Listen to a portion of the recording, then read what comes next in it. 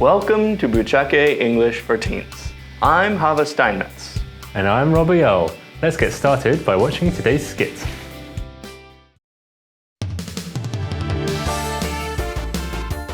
My dad is a great bowler.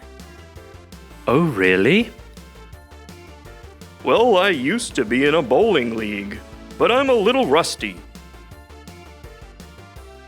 Come on, Samir, you've got this. Come on, I was one pin off a spare. Whoa, you make it look easy. It's all about practice, kiddo.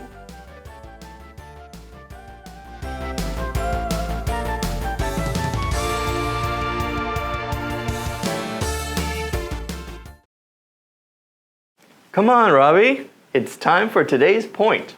Come on, I thought it was your turn to introduce the point this week.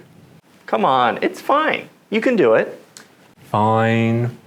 Today's point is the phrase, come on, and its various meanings. As Robbie mentioned, and you might have heard, come on is a versatile phrase that can have a lot of different meanings, depending on the intonation and context. Yeah. Jason first used it in the skit to cheer Samir on. In this case, it's often followed by the person or team you're cheering on. Right. So in these cases, it'll sound a bit like this. Come on, blue team. Come on, blue team. You support the blue team. You know they're at the bottom of the league, right? Come on. Somebody has to support the underdog, you know? True. Speaking of underdogs, Samir used come on to express disbelief in himself after missing the last pin. Right.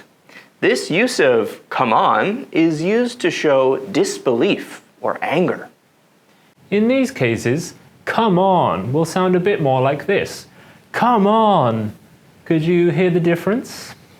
For example, if you're angry with your friend who nabbed the last chicken wing on your plate, you could say, come on, Liam, how about you ask next time? Come on, Liam, how about you ask next time? You could also use it with your parents. For example, if your dad asks you to help you find his phone for the third time that week, you could also say, oh, come on, you're always losing your phone.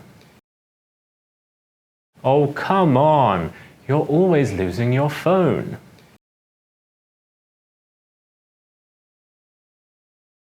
Another way come on can be used is to tell someone to hurry up, just like I did at the start of today's point. Come on, I wasn't ready.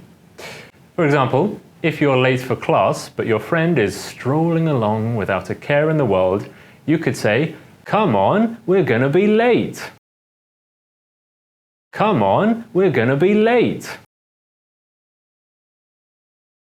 And finally, you may think that come on means you want someone to come to you, but that would actually be come here. Similar, but different. Come on, Hava, let's wrap it up. I wasn't taking that long. Come on. Come on, viewers, it's time for Eigo no Tatsujin.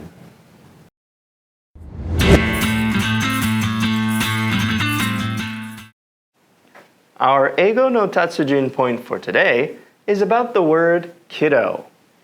Kiddo is a term of endearment used for people significantly younger than you. In the skit, Samir's dad uses it when talking to Samir. That's right, kiddo. Who are you calling kiddo? You're only 3 years older than me. That's right, kid. And that's where the word kiddo comes from. Kiddo is a playful lengthening of kid, which can also be used in the same way. Other similar terms you can use are sprog and sprout. The term sprog is used more in the UK than the US, and sprout comes from when a plant begins growing from a seed. It's something you might be called by your or your friend's parents or grandparents. However, you could use it with a sibling or friend sibling who is younger than you. All these terms we've mentioned are gender neutral. However, some older people might call a boy or young man son, even if they're not talking to their real son. And this is not something you'd call your sibling or friend's brother. It's usually used by older speakers. Right. So don't be too surprised if someone who is not your parent calls you son. It's just a term of endearment. That's right, son. Shall we close out the video? You've got it, Sprout. Well, that's all for today. Be sure to try these phrases out and don't forget to have fun. If you like this video, don't forget to subscribe and give us a like. See you next week.